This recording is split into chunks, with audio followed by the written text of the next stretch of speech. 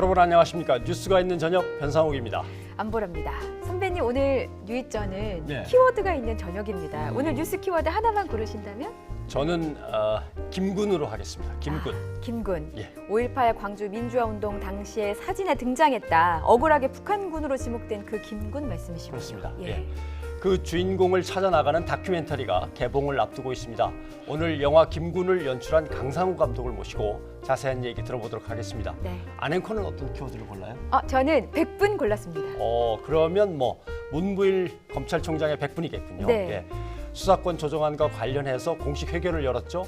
수사의 시작과 끝이 달라야 한다. 100분 동안 조목조목 반론을 내놨습니다. 잠시 후에 평론가와 함께 짚어보도록 하겠습니다. 네, 첫 뉴스 함께 하시면서 의견 보내주세요. 샵 0945번의 유료 문자, 유튜브 팟빵 댓글, 그리고 YTN 라디오 청취자와 함께합니다. 문무일 총장의 100분 작심 비판, 조성호 기자가 정리했습니다.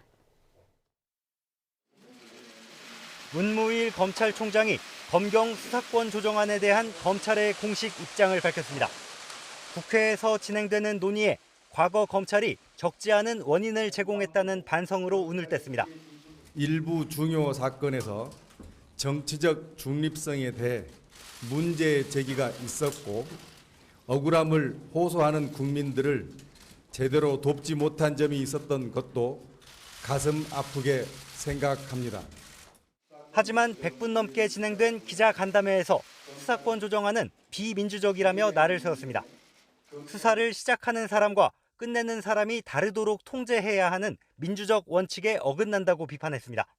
검찰이 수사 개시부터 종결까지 독점적 권한을 행사해봤으니 경찰도 한번 해보자는 것은 적절한 처방이 아니라는 겁니다. 그러면서 검찰부터 원칙에 어긋나는 권능을 찾아서 분산시키고 내려놓겠다고 밝혔습니다.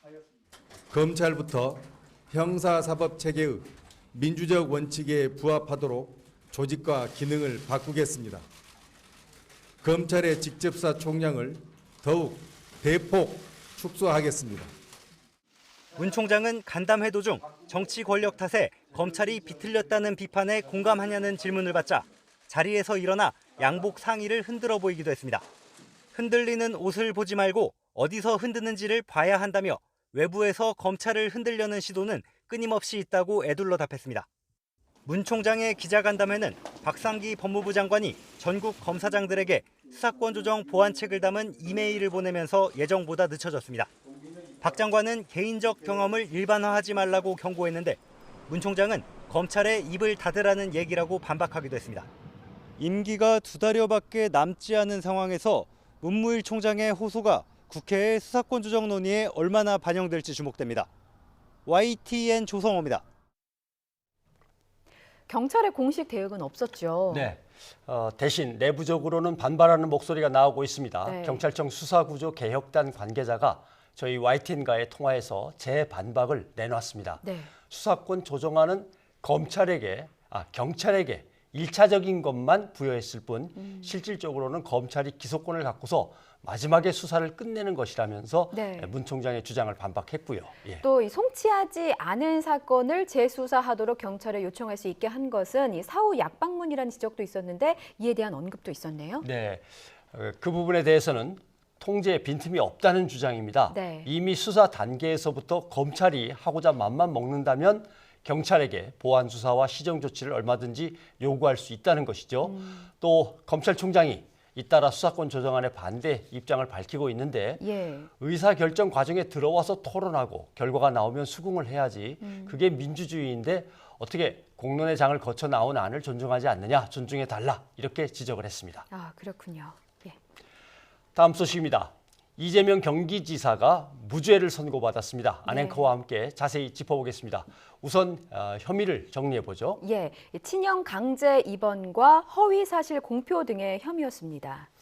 재판부의 판단이 어떻게 나왔습니까? 이 지사가 성남시장 시절에 친형을 강제로 입원시키려고 한 행위는 시장 권한을 남용하지 않은 것으로 봤고요. 또 공직선거법 위반 혐의에 대해서는 이 지사의 토론회 발언이나 선거 공보물 내용 등이 허위 사실이라고 보기 어렵다고 설명했습니다.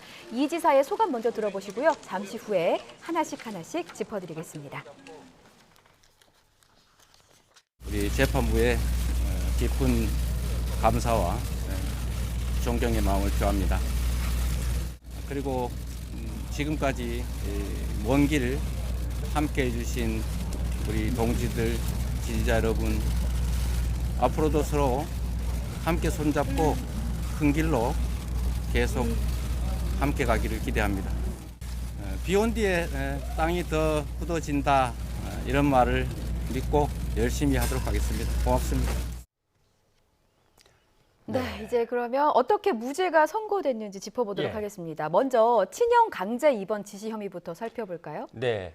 지난해 지방선거를 비롯해 오랜 기간 이 지사의 발목을 잡았던 친형 강제 입원 지시 의혹이죠. 네. 1심 재판부는 이 지사가 친형의 정신질환 여부를 정신이 이상하다, 의심할 만한 이유가 있다고 본 거죠. 예. 친형의 폭언, 소란으로 성남시 소속 공무원들까지 어려움을 호소하는 지경에서 시장 권한에 따라 법령상 가능한 범위 안에서 강제 입원과 진단을 시도했다. 재판부가 그렇게 판단을 한 것입니다. 예. 비록 당사자 가족이 동의하지 않아서 사회적으로 비난을 받을 수는 있겠지만 성남시 정신건강센터장의 의사결정 자유를 침해했다고 볼 수는 없다, 억지로 시켰다, 이건 아니다라고 덧붙인 거죠. 그렇군요. 자, 다음은 공직선거법상 허위사실 공표에 대해서 제가 한번 설명을 드리겠습니다.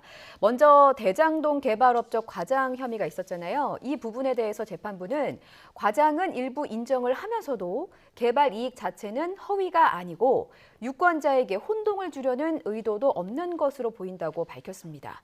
또 검사 사칭 사건과 관련한 허위사실 공표 혐의에 대해서도 재판부는 이재명 지사의 주장을 받아들였는데요. 이 검사 사칭으로 벌금형을 선고받고도 누명을 썼다는 이 선거방송 토론회 발언은 구체성이 없는 평가적 발언으로 사실 언급이 아니고 친형 강제 입원 시도가 없었다는 토론회 발언 역시도 답변을 통해서 추출되는 행위가 분명하지 않아서 허위 사실 공표로 보기는 어렵다, 이렇게 밝혔습니다. 네. 이재명 경기지사의 무죄가 선고되기까지 106일 동안 20차례 공판이 열렸고 증인으로 55명이 소환돼 나름 역대급의 재판이었습니다. 그러나 네. 결과는 모두 무죄로 끝났군요. 그런데 아직 끝난 건 아니죠. 검찰은 항소를 생각하고 있는 것 같더라고요. 네. 검찰은 상식으로는 납득하기 어려운 판결이다, 이렇게 얘기를 하는 거죠. 왜냐하면 예. 모든 혐의가 다 무죄가 됐으니까. 그리고 이재명 지사는 여기에 맞서서 비 온 뒤에 땅이 더 굳는다라고 자신감을 내보였으니까 한 번 더 치열한 법리 다툼이 벌어질 것으로 보입니다. 네. 항소를 하면 2심 3개월, 3심 3개월 이렇게 걸리게 돼 있는데 2심, 3심은 연장이 좀 자유로워서 아무래도 그렇게까지 일찍 끝나지는 못할 수도 있습니다. 그러니까 예. 11월을 넘겨서 끝날 가능성도 있습니다. 그렇군요. 자, 다음은 김학의 전 법무부 차관 소식 한번 알아보도록 네. 하겠습니다. 오늘 구속영장 심사를 받았는데요. 창살 없는 감옥에 살았다, 이렇게 직접 최후 진술을 했다고 합니다. 네.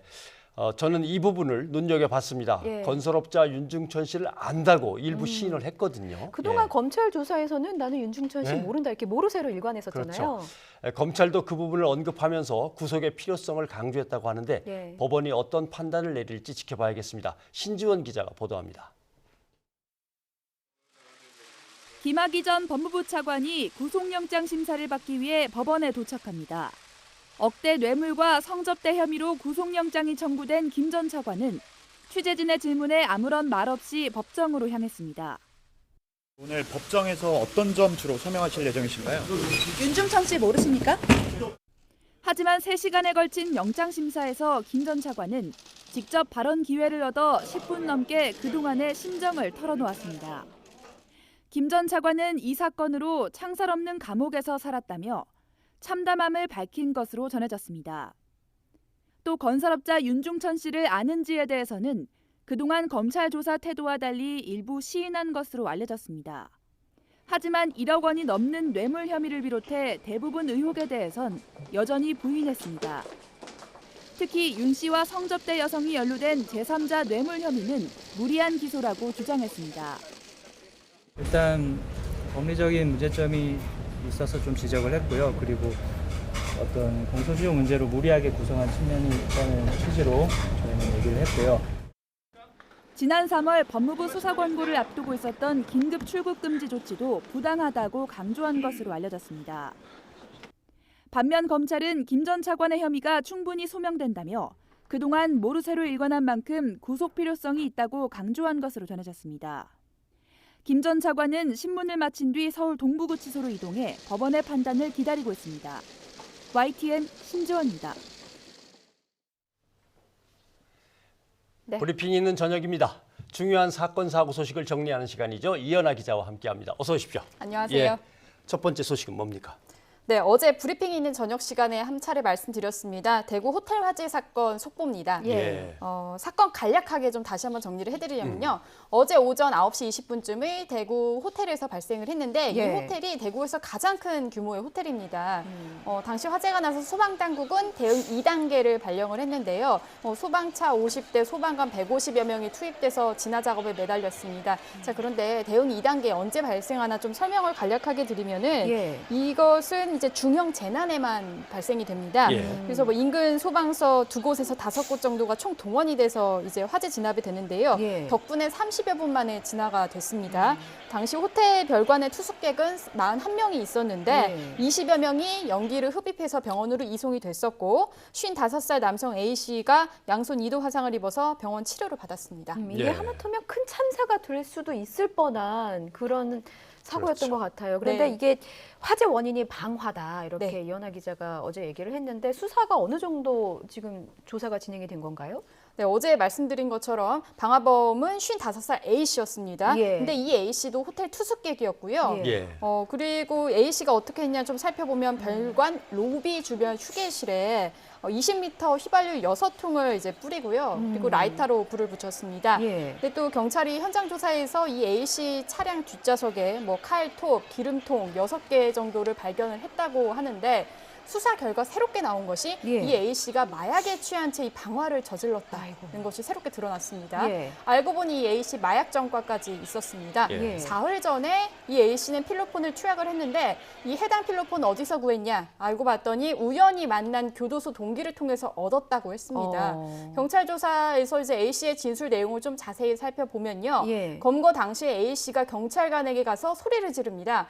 누가 불을 질렀는지 나는 알고 있다. 누군가 자꾸 나를 감시하고 죽이려고 해서 사실은 내가 호텔에 불을 질렀다라고 자수를 했습니다. 경찰 앞에 가서 직접 본인이 얘기를 한 것이죠? 예. 네, 맞습니다. 예. 그리고 이제 경찰 조사에서도 조금 더 구체적인 진술이 나왔는데 A씨는 또 이제 누군가가 본인에게 휘발유를 붓고 불을 지르라는 환청이 들린다. 또 자신을 죽이려고 한다는 말도 들린다. 뭐 이런 내용의 진술을 했습니다. 네.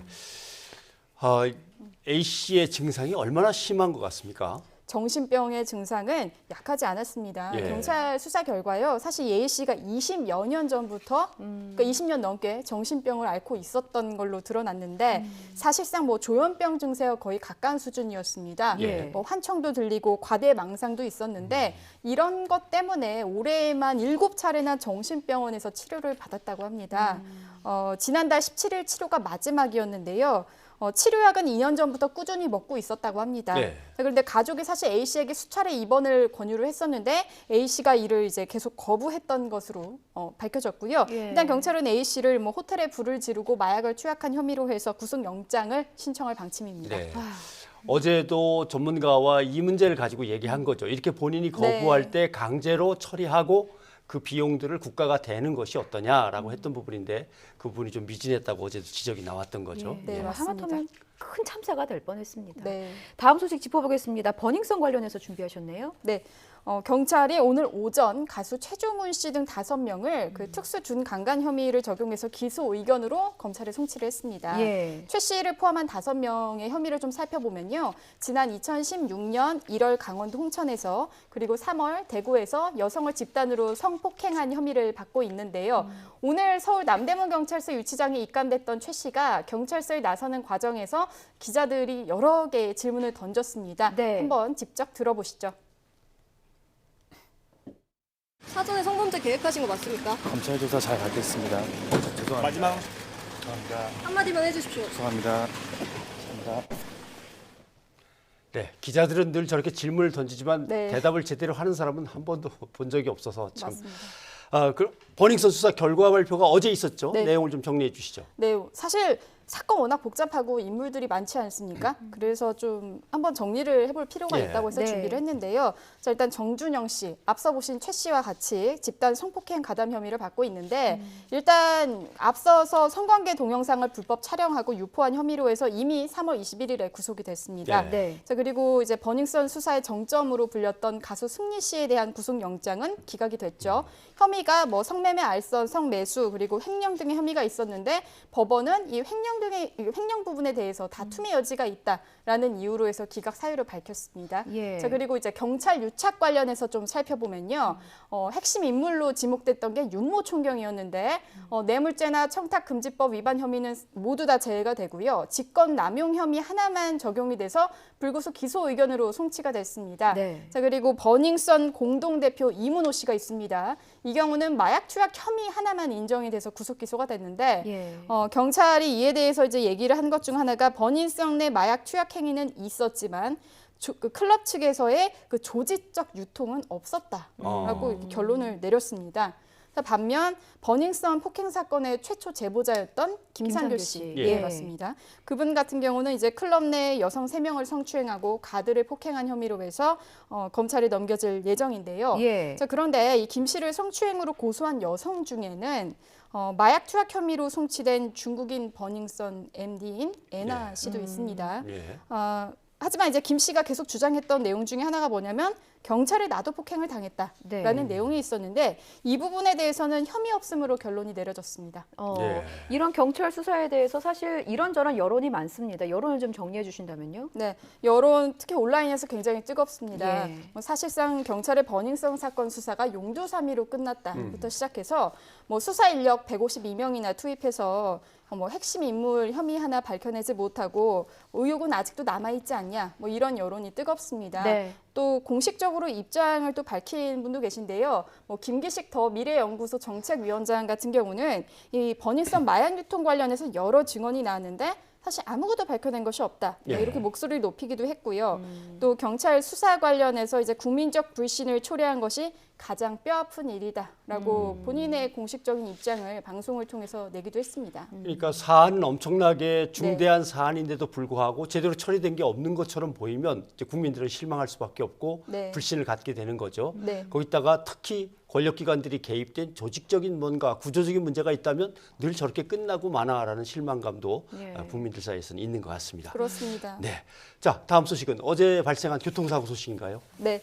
어제 저녁 8시쯤에 인천 송도동 사거리에서 발생한 교통사고인데요. 예. 정확한 장소를 좀 말씀드리면은 송도 국제도시의 한 아파트 앞 사거리에서 발생을 했습니다. 네. 축구 클럽에 다니던 초등학생들이 탄 스타렉스가 카니발 차량과 부딪히면서 사고가 난 것인데 이 차량 안에는 축구 연습을 마치고 귀가하던 초등학생 5명도 타고 있었습니다. 네. 초등학교 1학년 정모군 등 어린이 2명이 숨졌는데 사망한 초등학생 1명은 심정지 상태로 병원에 옮겨졌지만 숨졌고요. 예. 나머지 초등학생도 차 안에서 의식을 잃은 상태로 119에 구조가 됐지만 네. 끝내 사망했습니다. 아유. 그리고 또 다른 아이들과 또 카니발 차량 운전자, 맞은편 차량 운전자 등 6명이 다쳐서 병원 치료를 받았습니다. 예. 그리고 또 이 사고 현장을 지나던 인근의 길을 가던 대학생 1명도 부상을 당했습니다. 네. 저도 어제 퇴근해서 이 기사를 봤는데 정말 마음이 찢어지는 것 같더라고요. 네. 부모 마음은 어떨까 감히 짐작도 할 수 없을 것 같습니다.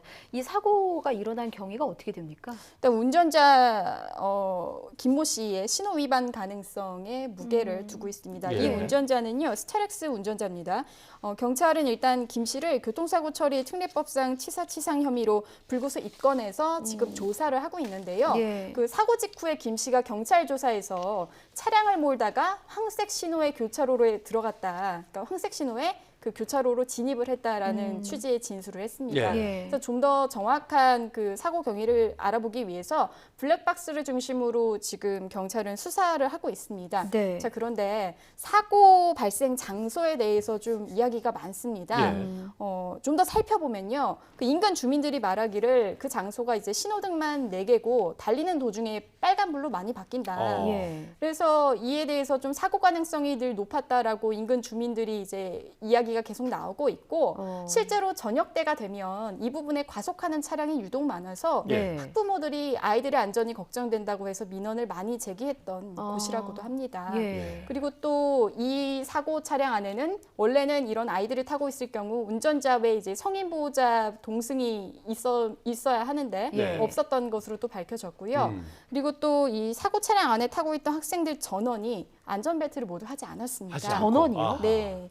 그래서 그 현장 구조대원이 현장에 출동했을 때 예. 사고 현장에 딱 가보니까 피해 아동이 모두 이게 자리에 이탈된 상황이었다라고 그 당시 상황을 이야기했습니다. 차 안에서 이리저리 다 튕겨 나갔던 모양이군요. 예. 안전벨트만 했더라도 네. 예, 이런 피해가 좀 안타까운 덜했을 마음이 텐데. 드네요. 네.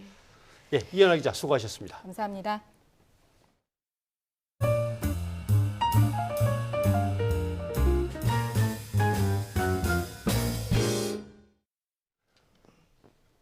변상욱의 뉴스가 있는 저녁 함께하고 계십니다.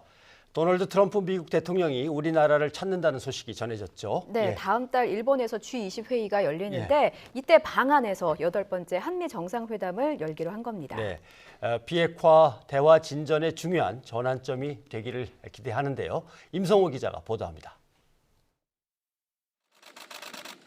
문재인 대통령 초청으로 도널드 트럼프 미국 대통령이 다음 달 우리나라를 방문해 한미 정상회담을 엽니다. 지난달 11일 워싱턴 정상회담 이후 2달여 만이고 양 정상이 갖는 8번째 회담입니다. 이번 정상회담에서 양 정상은 한미 간 긴밀한 공조를 바탕으로 한반도의 완전한 비핵화를 통한 항구적 평화체제 구축과 한미 동맹 강화 방안에 대해서 협의할 예정입니다. 트럼프 대통령의 방한 일정은 다음 달 28일부터 29일까지 일본 오사카에서 열리는 G20 정상회의를 계기로 잡혔습니다. 더 구체적인 방한 시점과 일정은 앞으로 외교 경로를 통해서 협의할 예정인데 G20을 마치고 나서 귀국하는 길에 트럼프 대통령이 우리나라에 방문할 가능성이 더 커 보입니다. 미국 백악관도 출입 기자들에게 이메일을 보내 트럼프 대통령의 방한과 한미 정상회담 계획을 발표했습니다. 백악관은 양 정상이 최종적이고 완전하게 검증된 북한의 비핵화, FFVD를 달성하기 위한 노력에 대해 긴밀한 조율을 이어갈 것이라고 전했습니다. 한미 정상은 이와 함께 한미 동맹과 양국 국민의 우호 관계를 강화하는 방안도 논의할 것이라고 덧붙였습니다. 비핵화의 방식으로 미국이 요구하고 있는 FFVD를 명시한 부분이 청와대의 발표 내용과 다소 차이가 있습니다. 다음 달 한미 정상회담은 지난 2월 하노이 북미 정상회담 이후 북미 대화가 교착 국면에 빠진 상황에서 합의된 것이어서 비핵화 대화 진전의 중요한 전환점이 될 것으로 기대됩니다. YTN 임성호입니다. 한미 정상회담 의제와 관련해서 청와대와 백악관의 설명이 일부 달랐다는 지적이 나왔습니다. 네. 그러니까 청와대는 완전한 비핵화를, 백악관은 최종적이고 완전하게 검증된 북한의 비핵화라는 표현을 썼습니다. 예. 청와대 이제 핵심 관계자는 예. 한반도의 완전한 비핵화와 항구적인 평화 체제 구축이라는 표현은 지금까지 우리 정부가 계속해서 사용하던 것이다라고 밝혔습니다. 예. 정상회담 발표는 두 나라 협의로 큰 맥락에서 벗어나지 않는 선에서 발표를 하기 때문에 표현이 다른 것은 그 나라 사정에 따라 다른 것이니까 이해해 달라라고 하는 게 이제 설명인 거죠. 그런데 이제 청와대와 백악관의 표현이 선배님이 보시기에는 어떠십니까? 저는 완전한 그다음에 최종적인 그 두 개는 같은 표현이라고 봅니다. 예. 다만 이제 폼페이오 장관이 주로 사용하는 영구적인 비핵화 이건 조금 다릅니다. 어렵네요. 어려워요? 어떻게 다르다는 예. 말씀이신지 설명 그러니까 좀 부탁드립니다. 예. 지금 갖고 있는 걸 완전히 없애라 이렇게 하는 거와 예. 다시는 갖지도 말고 가지려고 하지도 마라. 꿈도 꾸지 마. 예. 예. 이거는 사실 전쟁을 치르고 나서 승전국이 패전국에게 무조건 항복을 받을 때 이제 사용할 수 있다는 그런 국제적인 해석도 나오는 거죠. 예를 들어서 2차 대전 때 연합군이 패망한 일본에게 예. 너희는 영원히 전쟁하지 말고 군대도 갖지 마. 그걸 약속해. 그래서 그 조항이 이제 일본 평화 헌법에 들어가 있는 거죠. 네. 그러니까 승전국이 항복을 받는 과정이니까 가능한 거지. 이러한 동급의 어떤 조약을 체결하는 과정에서는 예. 어려운 거 보입니다. 그런 맥락이 있는 거군요. 그나저나 북한이 발사체를 쏜 날 10여 명의 군 장성들이 골프를 쳤다고 합니다. 예. 예. 북한의 그럼 도발 소식을 듣고 바로 복귀를 해야 되는데 계속 휘두르고 있었다는 얘기가 되나요? 물론 일부는 복귀를 했습니다. 그런데 일부가 아랑곳 없이 골프를 즐겼다고 하네요. 강정규 기자가 단독 보도합니다. 지난 4일 오전 9시 6분부터 10시 55분까지 북한은 동해안에서 화력 타격 훈련을 벌였습니다. 김정은 국무위원장이 지켜보는 가운데 북한판 이스칸데르로 추정되는 신무기도 쏘아 올렸습니다. 전등 같은 토금이 터지고 번개 같은 삼광 속에 시뻘건 불줄기들이 대지를 박차고 날아올랐습니다. 1년 반 만에 감행된 북한의 발사 소식은 뉴스 속보로 전 세계에 타전됐습니다. 합동참모본부는 즉각 비상 대응에 나섰고 청와대 안보실도 긴급 회의를 열었습니다. 그러나 같은 시각 육해공 각군 본부가 모여있는 계룡대에서는 장성들이 골프를 치고 있었습니다. 당일 계룡대 골프장 이용객 326명 가운데 현역은 195명, 장군도 16명이나 됐습니다. 북한의 미사일 발사 소식이 전해진 뒤 장성 6명과 영관급 장교 6명이 서둘러 복귀했지만 여전히 현역 장군 10명은 골프를 즐기느라 여념이 없었습니다. 이 중엔 지난 7일 장성 인사에 따라 중요 보직을 맡게 된 인물도 포함되어 있던 것으로 전해졌습니다. 계룡대는 대한민국 군대의 뇌이자 심장이에요. 그래서 이번 미사일 발사 때 왜 장군들, 10명이나 되는 장군들이 계속 골프를 치고 있었는지 우리 군은 우리 국민들에게 명확히 설명을 해야 될 겁니다. 1년 반 만에 닥친 긴급 상황에서 국가안보의 중추인 계룡대 장성들이 보여준 행동에 군 기강 전체가 느슨해진 것 아니냐는 비판이 제기되고 있습니다. YTN 강정규입니다.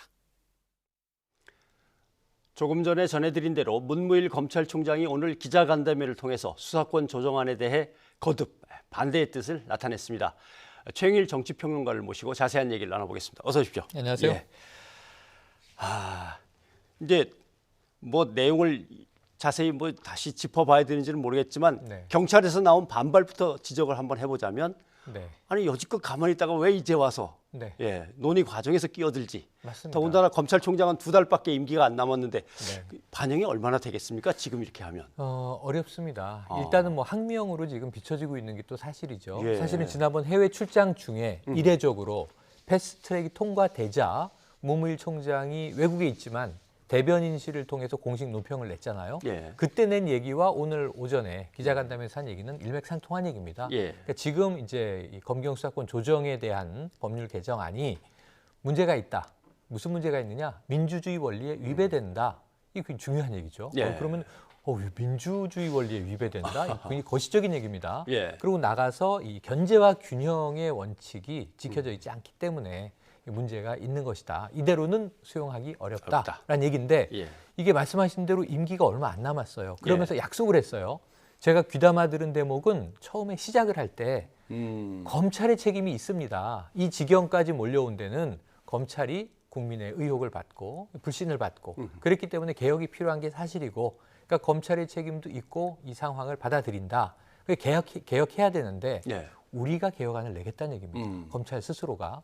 그러면 그동안 왜 못 냈는가? 네. 그리고 말씀하신 대로 경찰의 반발도 타당합니다. 예. 문무일 총장은 그 지난한 이제 논의의 과정 동안 왜 입장을 안 내고 있다가 그러니까 혹자는 또 이렇게 해석을 해요. 처음에 문재인 정부 들어와서 초대 검찰총장으로 취임을 하면서도 이 검경 수사권 조정 문제에 대해서는 사실 난색을 표하지 않았느냐. 예. 우회적으로 반대했다. 그러니까 일관적인 입장이다라고 얘기를 해요. 그것도 일견은 맞습니다만 정부가 혹은 국회가 이렇게 밀어붙이는 걸 알면서도 조용히 있는 것 자체가 사실은 수능을 하는 것인지 받아들이는 것인지 동조하는 것인지로 해석돼 오다가 아니 나오니까 이건 아니지라고 지금 받아치는 격이란 말이에요. 그리고 본인이 임기가 길게 남았으면 이것도 전 진정성이 있다고 봐요. 왜냐하면 자체 개혁안을 낼 때까지 기다려주시고 검찰 스스로의 개혁안과 지금 패스트트랙에 올라가 있는 이 국회안, 백혜련 의원 아니죠. 이걸 비교 검토해보고 또 좀 손을 더 봐서 완성도 높은 법안으로 만듭시다라고 그렇죠. 얘기하는 거면 좀 박수 쳐드리고 싶어요. 예. 책임 못 지잖아요. 예. 2달 후면은 어쨌든 임기가 끝나는데 그렇죠. 그럼 마지막에 이거 재뿌리고 가는 모습 아니냐 이렇게밖에 비춰지지가 네. 않아서 안타까움이 큰 겁니다. 지적하신 그동안 검찰이 얼마나 신뢰를 잃었는지 알겠느냐라고 하는 그 부분에 네. 대해서 이제 기자들이 이제 묻고 하니까 결국 이제 일어나서 옷자락을 이렇게 흔드는데 네, 네. 액션까지 취했습니다. 그래서 네. 이게 흔드는 게 문제지 누가 흔드냐를 봐야지 네. 뭐 옷이 흔들리는 걸 이걸 보면 되느냐 이런 뜻인데 이게 무슨 의미라고 해석이 되십니까? 그러니까 그 행동, 예. 비유적인 행동이죠. 사실은 우리가 뭐 다리를 가리키면 달을 봐야지 왜 손가락을 보느냐 이런 선문답과 마찬가지예요. 그러니까 옷을 흔들었는데 이 옷 깃이 흔들리니까 예. 자, 옷 깃이 흔들리네 이게 검찰이죠. 예. 그럼 손은 정치 권력입니다. 그렇겠죠. 그러니까 왜 정치 권력에 탓을 하지 않고 그냥 그 힘에 나부끼는 우리 힘없는 검찰을 탓하십니까라고 하면은 조금 전에 얘기한 검찰의 책임도 통감합니다라는 말이 무색해져 버린 겁니다. 예. 그러니까 우리는 사실은 의지나 생명이 없는 존재일 뿐인데 정치 권력의 의지에 의해서 휘두르면 우리는 힘없이 휘둘려 왔을 뿐이다. 그러니까 앞으로도 휘둘릴 겁니까? 검찰 조직이 지금 국민 눈에 무슨 옷자락입니까? 예. A4 용지입니까? 흔들면 흔들립니까? 그건 검찰이 무능한 것이죠. 스스로 우리는 그냥 흔들리는 대로 흔들려 왔을 뿐입니다라고 이야기하고 그럼 앞으로도 계속 흔들리겠습니다라는 이야기인지 저는 이 비유는요 정말 이 검찰이 좀 나약하게 보여서 동정 여론을 얻으려고 한 것인지는 예. 모르지만 앞에 이야기한 책임 통감과도 엇나가고 있는 이야기라 실패한 비유다 이렇게 좀 말씀드리고 싶습니다. 제가 이제 후배들한테 지적하고 싶었던 걸 정확하게 얘기를 해주셨는데 네. 이걸 이제 흔히 논증에서는 잘못된 유추의 오류라고 하는 거죠. 맞습니다. 예, 그죠? 네. 이거는 생명체가 없는 거고 맞습니다. 검사들은 다 독립된 지위를 가지고 국민을 위해서 일하겠다고 선서까지 한 막강한 엘리트들이고 권한을 가지고 있죠. 다른 입장인데 옷하고 검사하고를 동일시한다는 것은 오류를 스스로 범한 건데 기자들이 안 물어보더라고요. 네, 예. 그러게요.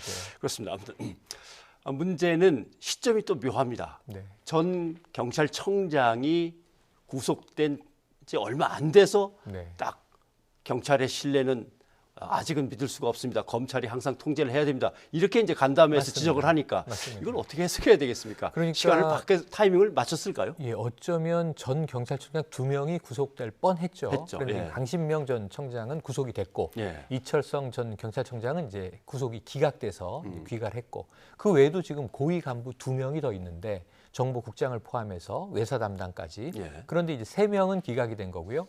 강신명 전 청장만 지난 이제 박근혜 정권 시절에 이제 총선에 개입을 한 혐의입니다. 예. 친박계 의원들을 위해서는 맞춤형 전략을 짜주고 비박계 의원들에게는 오히려 이제 정보를 수집하는 아주 정말 이 편향적인 못된 행동을 한 거예요. 예. 그러니까 이것은 이 일벌백계 해야 마땅한 일이고 구속 이전 당연하다고 봅니다만은 예. 말씀하신 대로 이 시점 타이밍 이 시점에 경찰의 전 수장을 어찌 보면은 상당히 굴욕적인 상황에서 자 봐라 경찰은 아직은 안 된다라고 하는 메시지를 오늘 던진 셈이 됐거든요. 예. 하루 차이였습니다. 근데 여기에 보기에는 또 바로 경찰의 반격이 나오지 않습니까? 그렇죠. 예. 김수남 전 검찰총장에 대해서 수사가 또 시작이 되는 거죠. 예, 내사 단계에서 이제 입건입니다. 입건이고 이외에도 또 고위급 이 검찰 간부가 3명이 더 있어요. 4명입니다. 똑같습니다. 그러니까 국민들이 눈으로 보기에는 굉장히 서로 상응한 아까 북미 관계 얘기, 비핵화 얘기 잠깐 하셨는데요.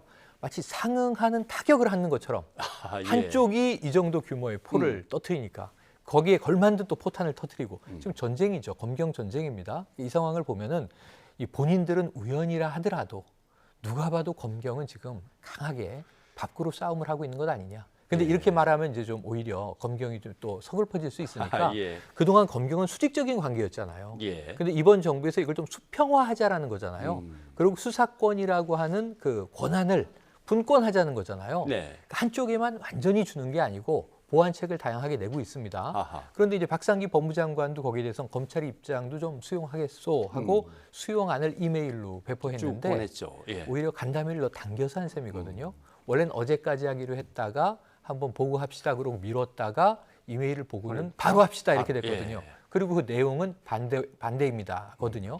이 상황은 지금 또다시 2차 항명으로 이제 비춰질 수 있는 대목이고요. 네. 그리고 이제 검경의 밥그릇 싸움을 포함한 이 수평화, 수직화의 전쟁은 사실은 심판이 누구냐면 국민 아니겠습니까? 그렇죠. 예. 그럼 검찰 얘기가 와닿지 않는 국민들 다수가 있었다면 경찰을 못 믿는 것은 인정. 그럼 검찰은 믿을 수 있느냐? 검찰은 경찰보다 훨씬 잘해왔느냐? 예. 지금까지 경찰을 틀어지고 있었던 것이 검찰이고 예. 여전히 그러합니다. 예. 왜냐하면 수사권과 기소권이 모두 다 검찰에 있단 말이죠. 있으니까. 예. 그럼에도 불구하고 그럼 우리는 할 수 있다. 이 자신감은 또 어디서 나오는 건지 아마 국민들은 그 근거를 좀 대시오라고 묻게 될 것 같습니다. 아무튼 국민은 누가 통제권을 갖든 간에 네네. 시달릴 것 같은 느낌 때문에 불안해. 느낌 아닌 느낌이라고 누가 그러긴 하는데 그렇게 지금 불안합니다. 변혜교님 말씀을 조금 제가 이제 뒤집으면 예. 국민 입장에서는 꽝 잡는 게 매다. 아. 경찰이냐 검찰이냐 어디가 더 그렇게 고결한지 모르겠으나 예. 정의를 바로 세우고 부정부패를 일망타진하고 불의를 발본색원하는 게 경찰이든 검찰이든 국민이 원하는 예, 공권력이잖아요. 알겠습니다. 이런 부분에 대해서 양쪽에서 좀 본연의 정체성을 찾기를 그래야죠. 기대를 해봅니다. 예. 오늘 여기까지 듣겠습니다. 네. 최영일 평론가님 고맙습니다. 고맙습니다.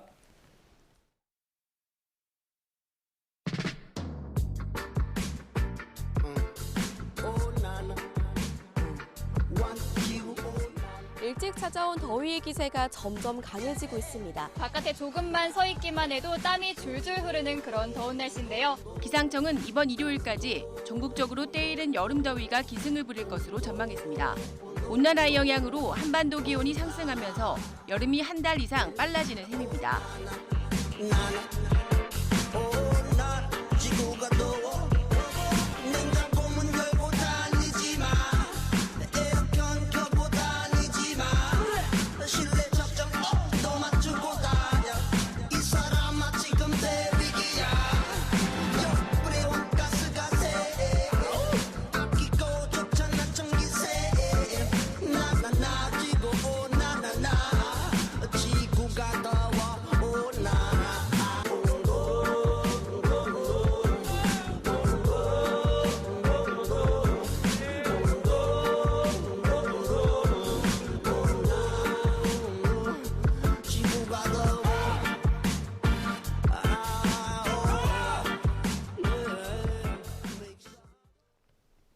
네, 정말 더운 날들입니다. 예. 정장 차려입고 다니는 저는 정말 더웠습니다. 예. 괜찮으십니까? 예. 벌써 이렇게 무더위가 와도 되는 겁니까? 예. 더위도 빠르고 예. 저는 이 선수의 은퇴가 좀 빠른 것 같아서 아쉽습니다.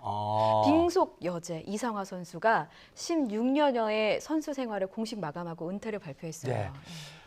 국민의 입장에서 선수로서의 이상화 선수를 더 보고 싶은 마음 간절합니다만은 예. 또 선수 입장을 들어보면 은퇴가 이해가 되기도 하죠. 예. 국민의 사랑에 보답하기 위해서 힘든 재활, 약물 치료를 또 병행하고 이제는 무릎 수술도 해야 하는 그런 상황이라고 하던데요. 예, 그동안 부상으로 얼마나 힘들었을까요? 이상화 선수는 응원해주신 국민 덕분에 세계선수권대회 우승과 올림픽 금메달, 세계 신기록 달성이라는 세 가지 목표를 모두 이뤘다면서 보시는 것처럼 이렇게 눈물을 보였는데요. 이상화 선수의 말을 직접 들어보시겠습니다. 모두 예상하셨듯이 제가 이 자리를 마련한 이유는 스케이트 선수로서의 마지막 인사를 드리고자 해서입니다. 그냥 빙판 위에서 넘어지지만 말고 최선을 다하자라고 다짐했던 그때가 엊그제 같은데 벌써 17년이 지났네요. 저도 이제 선수로서나 여자로서 꽤 많은 나이가 되었네요.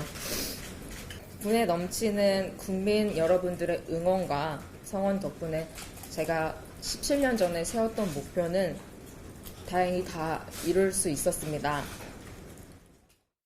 변상욱의 뉴스가 있는 저녁 함께하고 계십니다. 요즘 정치권에서는 뭐뭐 잘해주는 누구 뭐 이런 표현이 자주 등장하네요. 예. 뭐 밥 잘 사주는 누님, 네.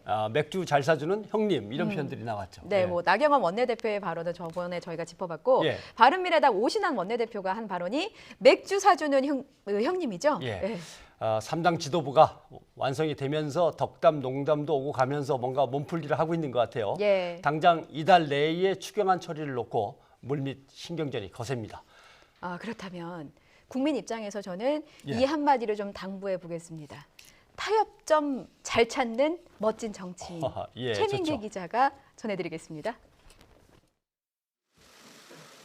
새롭게 선출된 바른미래당 오신환 원내대표가 더불어민주당 이인영 원내대표를 찾았습니다.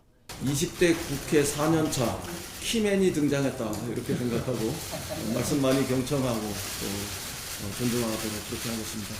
이인영 대표님께서 한번 그 코프 타임을 한번 제안하셔서 이 맥주 잘 사주는 우리 이 형님으로 한번 자리를 만들어 주시면.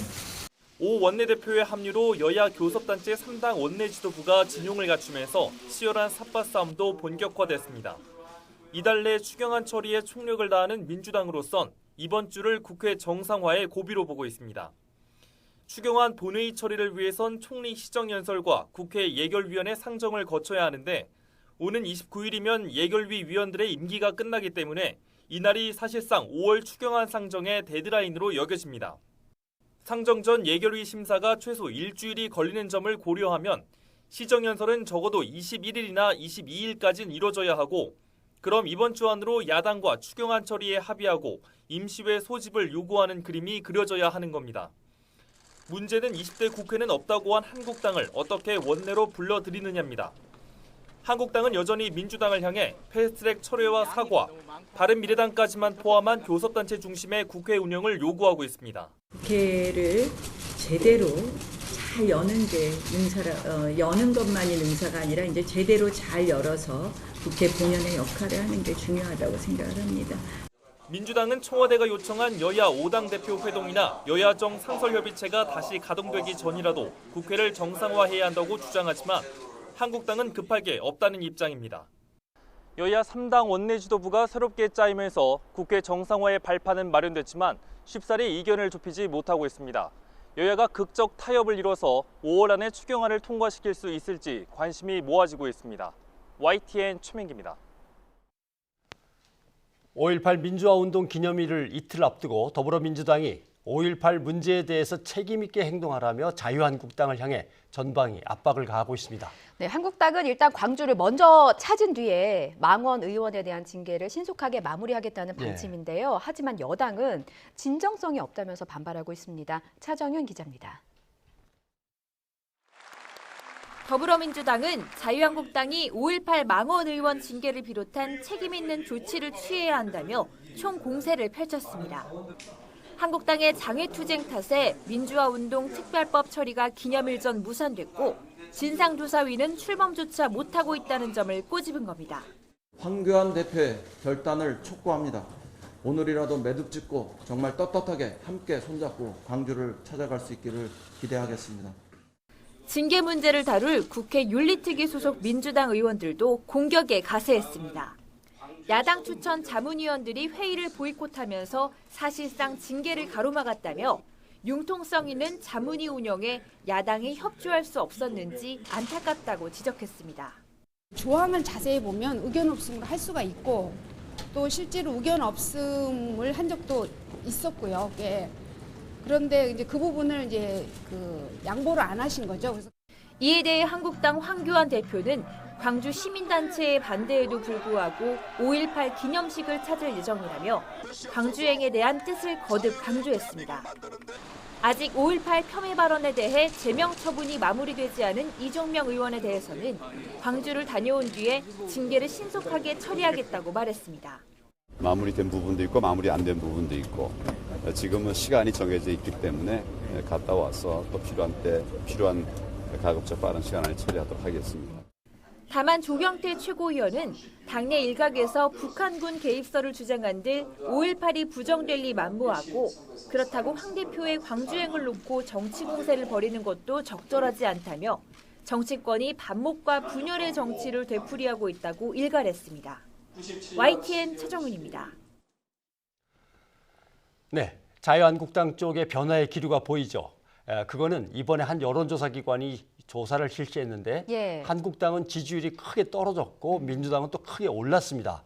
한국당 지지율 하락의 이유가 바로 5.18과 국정 공백이거든요. 그러면 한국당의 어떤 보이콧 투쟁이 변곡점을 맞고 있다 이렇게 봐도 되는 건가요?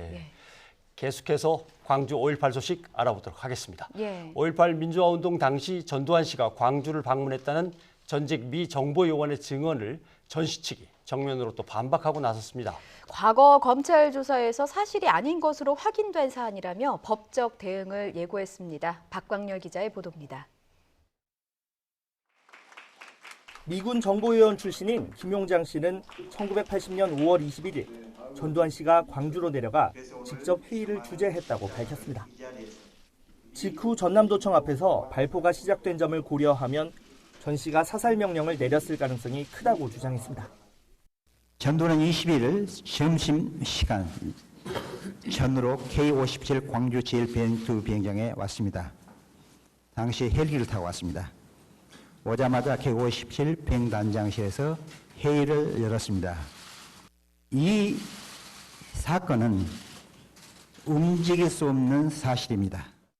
김 씨의 증언에 침묵을 지키던 전 씨 측이 처음으로 입장을 내놨습니다. 광주 방문설은 이미 1995년 검찰 조사를 통해 사실이 아닌 것으로 확인됐다며 당시 확보한 미국 측 자료에서도 관련 기록은 전혀 없었다고 반박했습니다. 명예훼손 등을 이유로 법적으로 대응에 나설 가능성까지 언급했습니다. 95년도 조사에서 그 전 대통령이 광주에 내려갔는지 여부에 대해서는 다 조사를 했잖아요. 법정에 나와서 검사님도 묻고 또 피고인 측에서도 질문을 하고 그 사람의 진술이 얼마나 정확한 진술인지 확인을 해야 된다고요. 전 씨 측은 김용장 씨의 증언이 현재 광주에서 진행되는 재판 결과에 영향을 미칠 수도 있는 만큼 검찰 측의 증인 채택을 요구했습니다. 광주지검과 5.18 단체들도 김 씨와 접촉을 시도하고 있습니다. 하지만 김 씨는 개인적인 사정을 이유로 법정 증언에는 난색을 보인 것으로 알려졌습니다. 요청했던 거는 면담 정도의 요청이었는데 수석이나 면담에 일단은 현재로서는 선을 그으시는데요. 그 전까지 어떻게 또 뭐 어쩔지는 모르겠는데 현재로서는 전 씨의 완강한 부인이 계속되는 가운데 한국당의 반발로 진상조사위원회도 첫발을 떼지 못하면서 39년 전 5월의 진실을 밝히는 작업은 여전히 제자리만 맴돌고 있습니다. YTN 박광렬입니다. 광주 사람들이 시위대는 풍성 흔적은 없다. 광주 시위는 북한군 600명이 와서 저지른 폭동이다. 이거는 틀림없이 북한군이다. 근데 사람들이 이걸 받아들여요? 얼굴에 딱 느낌이 있잖아. 그 사람 같은데 했더니 차질 보더만 김군인가 그게 아니요. 김군 같아. 그때 우리 집에 왔다 갔다 하고.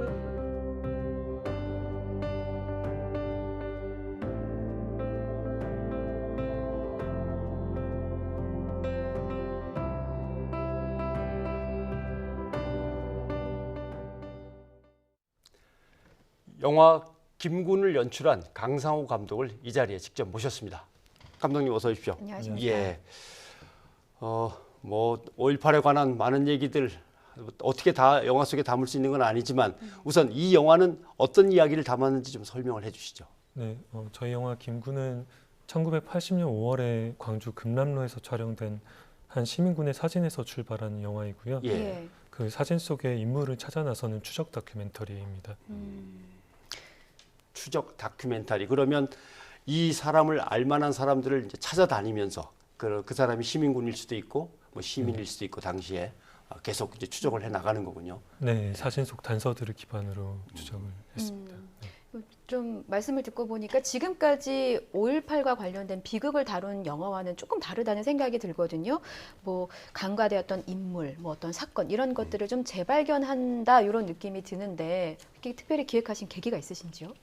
저희가 원래부터 알고 지내던 이제 광주에서 세탁소를 하신 주옥 선생님이라고 계시는데요. 예. 아까도 잠깐 나오셨는데 선생님께서 2015년 5월에 새로 문을 연 5.18 기록관에 가셨다가 이 청년의 사진을 보시고는 저희한테 동네에 살던 청년 김군 사진이 거기 있더라라고 말씀을 해주셔서 네, 흥미를 갖게 됐는데 같은 무렵에 일베와 지만원 씨 쪽에서 그 인물에 대해서 지금까지도 북한에 살고 있는 북한 특수군 출신의 인물이다라는 주장을 펴서서 네, 그 상반된 어떤 같은 사진에 대해서 상반된 주장을 펴시는 게 흥미로워서 작업을 시작하게 됐습니다.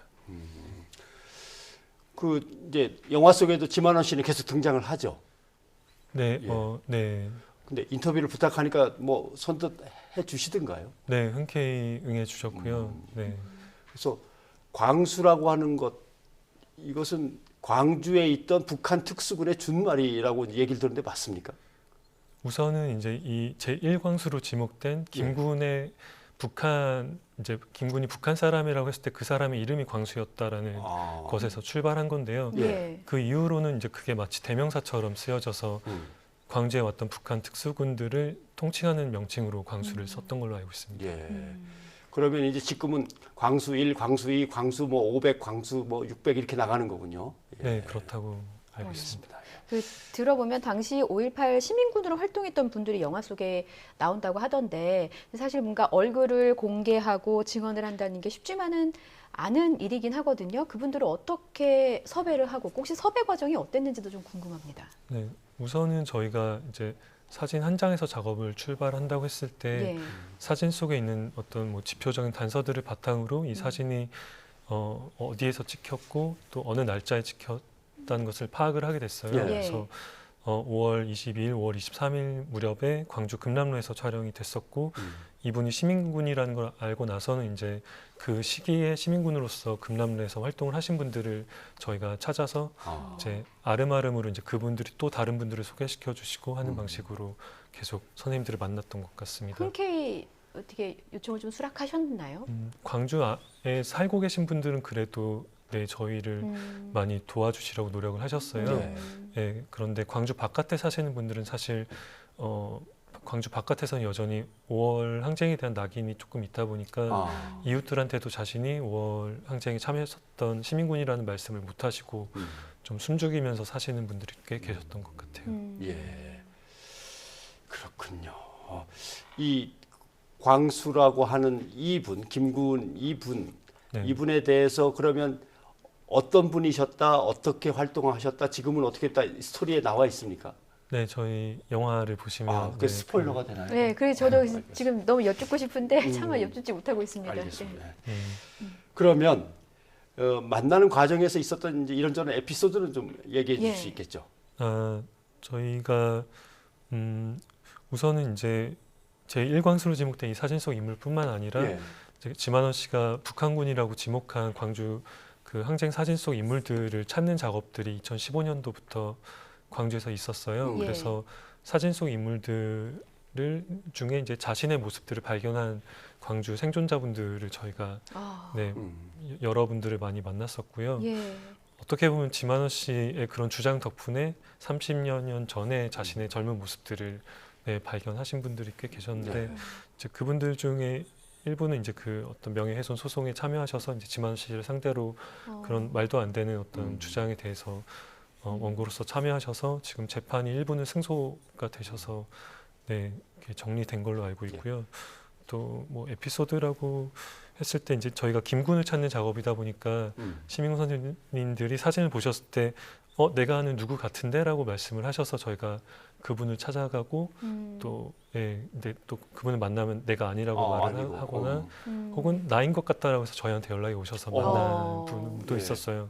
그만큼 당시에는 김군과 같은 복장과 상황으로 항쟁에 참여하셨던 분들이 많으셨기 때문에 그런 일들이 있었던 것 같아요. 아니 그러면 지만원 씨는 도대체 그 사람이 북한군이라는 걸 뭐 무슨 증거로 그렇게 쉽게 단정을 해버린 거죠? 그냥 이렇게 사진 두 개를 맞춰보고 하는 거예요? 네, 평양에서 촬영된 사진 한 장에 인물이 이 시민군의 얼굴과 닮았다라는 주장 그리고 당시 광주 항쟁을 생방송으로 북한에서 중계했다고 하는데 사실 저희가 확인해봤을 땐 그건 사실이 아닌데요.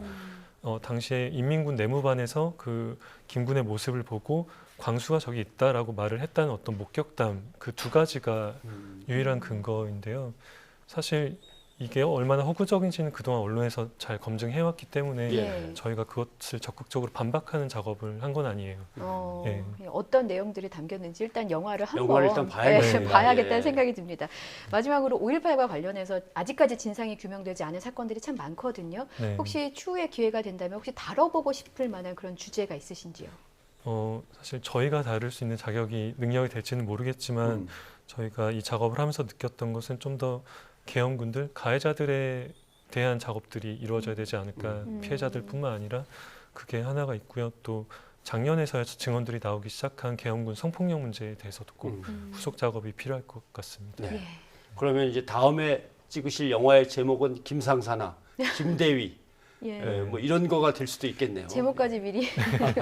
왜냐하면 이게 광주가 쉽게 풀리지 않는 이유 중에 하나는 현장에서 직접 저지른 일들이 그렇게 많은데도 그 당사자들이 아무도 나서지 않고 과거를 자기 가슴속에 그냥 묻어두고서 숨어서 살고 있다라고 표현하면 어떻게 될지 모르겠습니다만 그런 답답한 상황 때문에 아직도 5.18이 제대로 규명되지 않고 있는 거죠.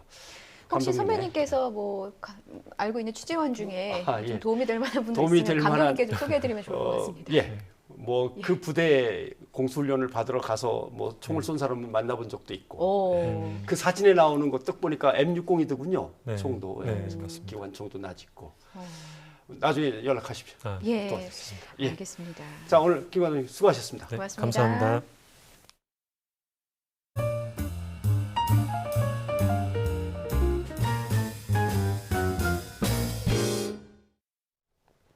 선배님, 우리 경제가 튼튼하려면 이 예. 허리가 강해야 한다 이렇게 말들 하잖아요. 그렇죠. 허리 중요하죠. 그 허리가 중산층이고요. 그렇죠. 예. 예. 그런데 중산층이 내 집 마련하려면 번 돈을 한 푼도 쓰지 않고 5년 6개월을 모아야 한다고 합니다. 15년 같은데 5년이라고 돼 있어서 그건 이제 전국 중간 가격의 집을 살 때 얘기고 예. 수도권이면 달라지겠죠. 수도권은 뭐 7년, 10년, 7년은 걸린다고 합니다. 예. 근데 그게 한 푼도 안 쓰고 푼도 안 7년이니까 쓰고, 예, 선배님께서 말씀하신 대로 뭐 애 키우고 경조사 치르고 밥도 먹고 뭐 살다 보면 10년은 훌쩍 흐를 것 같습니다. 이하린 기자가 보도합니다. 결혼 5년 차인 직장인 조윤식 씨. 내 집 마련 걱정에 때론 일이 손에 잡히지 않습니다. 아이도 생기고 가족도 늘어서 내 집 마련을 하려고 생각하고 있는데요. 근데 지금 가격이 너무 비싸서 집을 정말로 마련할 수 있을까라는 고민이 좀 많이 되고 있습니다. 지난해 기준으로 전국에서 집을 보유한 가구의 월소득 중간값은 320만 원인데 집값의 중간 가격은 2억 1천만 원입니다. 집값을 연소득으로 나눈 값은 5.5배로 중산층이 웬만한 집을 사려면 한 푼도 쓰지 않고 5년 6개월 동안 모아야 한다는 얘기입니다. 전국적으로 보면 소요 기간이 1년 전보다 한 달가량 줄었지만 수도권은 소폭 늘어 7년 가까이 걸립니다. 전국의 국민들이 관심이 수도권에 있으시죠. 그리고 작년에 수도권의 재건축 재개발로 인한 그 관심이 높아졌었고요. 지방과 수도권의 방향은 다르다. 이런 것은 확실히 나타나고 있다고 보여집니다. 집값과 소득사의 격차로 내 집 마련이 쉽지 않다는 겁니다. 내 집에 거주하는 가구의 비율은 2017년에 최고치를 경신한 뒤 같은 수준을 유지했지만 여전히 60%를 밑돌았습니다. 다만 신혼부부의 경우 특별공급 제도가 확대된 영향 등으로 3%포인트 넘게 증가했습니다. 작년 5월부터 신혼부부 대상으로 특별공급 물량을 2배로 확대했습니다. 그리고 신혼부부 전용의 주택구입자금 대출을 신설을 하여 5조 1천억 원을 집행하였습니다. 전국 임차 가구의 임대료 부담은 5년째 완화되고 있습니다. 월소득에서 임대료가 차지하는 비중이 수도권만 보면 조금 늘었지만 전국적으로는 2014년 20.3%에서 지난해 15.5%까지 하락했습니다. 최저 수준 미달 가구는 소폭 감소했고 한 명 기준 주거 면적은 상승해 저소득층의 주거 환경이 개선되고 있는 것으로 나타났습니다. YTN 이하린입니다. 국세청이 신종 역외 탈세 혐의자 104명에 대해서 세무조사에 착수했습니다. 네. 신종 역외 탈세, 이게 어떤 걸까요? 예, 제가 설명드릴게요. 해외 금융계좌에 은닉한 자금을 해외 부동산이나 법인, 신탁 등을 통해서 다른 투자자산 형태로 전환해서 세금을 빼돌리는 거라고 합니다. 이 역외 탈세 혐의가 큰 조사 대상자는요, 법인이 84개, 개인은 20명이고요. 이 법인 가운데 외국계는 21개 회사입니다. 국세청은 이들이 조세 회피처를 이용한 이 전통적 탈세 수법 외에 무형자산 거래나 해외 현지 법인, 신탁을 이용한 새로운 역외탈세 수법을 통해서 세금을 탈루한 것으로 보고 조사를 진행하고 있는데요. 특히 일부 조사는 해외 불법 재산 환수 합동조사단과 함께 압수수색 영장도 발부받아서 조사하고 있다고 합니다.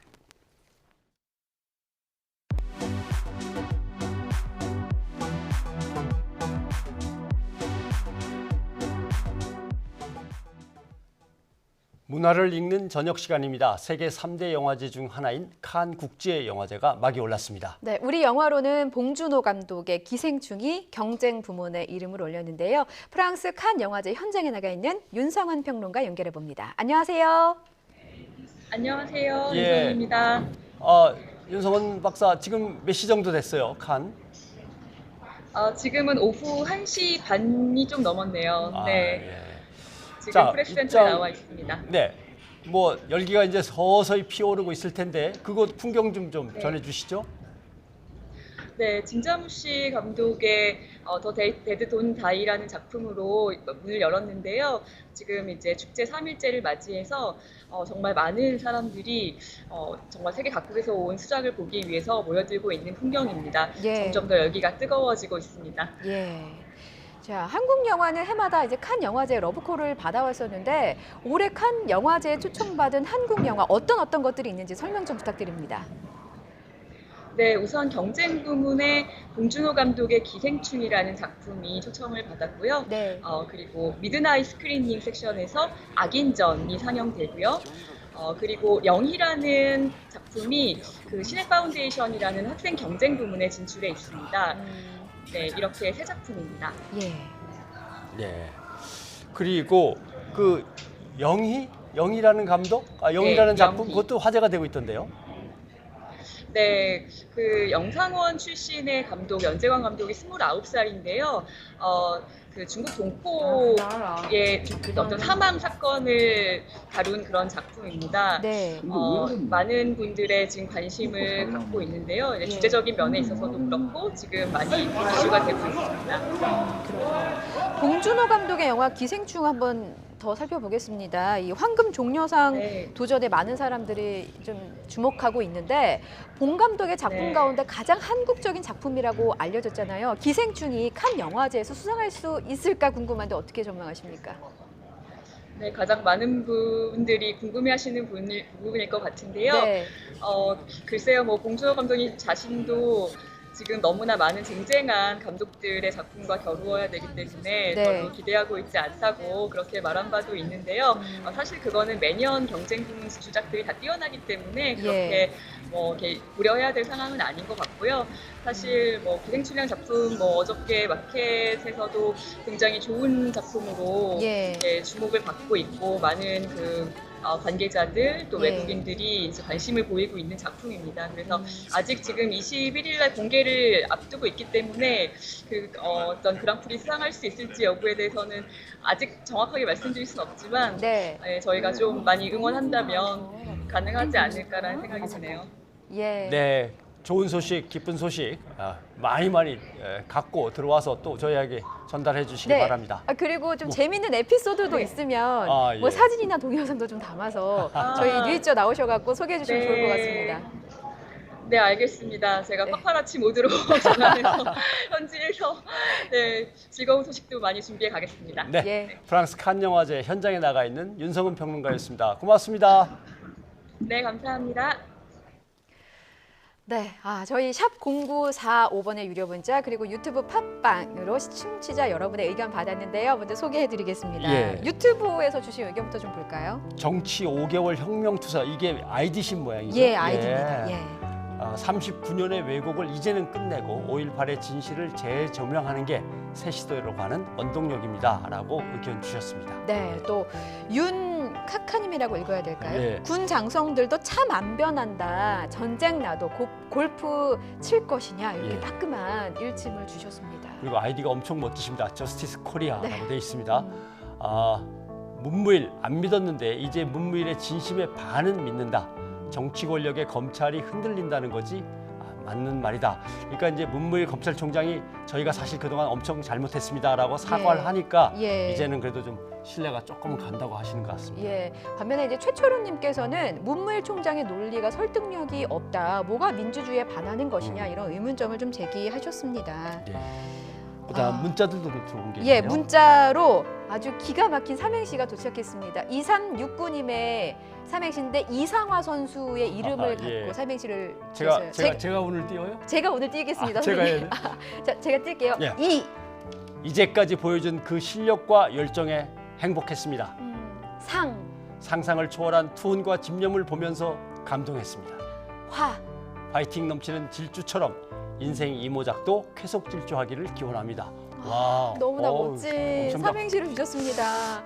저희가 기회가 되면 이상화 선수에게 꼭 2369님의 삼행시를 전달해 드리도록 하겠습니다. 그리고 나중에 뉘자로 삼행시도 한번 좀 보내주시기 바랍니다. 보내주시면 선배님께서 혹시 예, 소개하겠습니다. 알겠습니다. 네. 변상욱의 뉴스가 있는 저녁 여기서 마치겠습니다. 저희는 내일 다시 찾아뵙겠습니다. 고맙습니다.